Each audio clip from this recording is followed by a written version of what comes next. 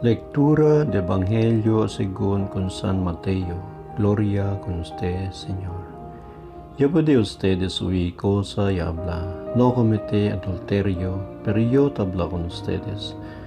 Todo hombre que tamerá con la mujer con mal deseo ya comete el adulterio con su mujer en el corazón. Por eso, si el de tuyo os derecha te manda contigo pecar, arranca con ese y butaleos. Más bueno pa perder tú un parte lang de tu cuerpo contra buta entero de tu cuerpo de infierno.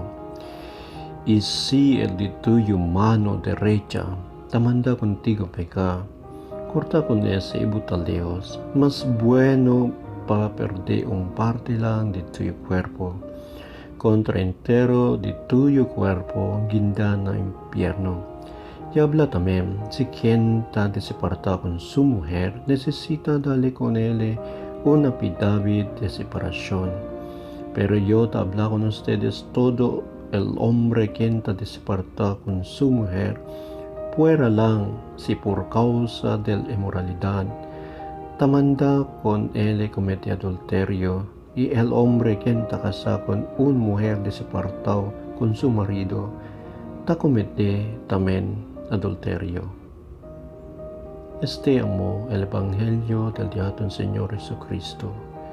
Te alaba kami con usted, Señor Jesucristo.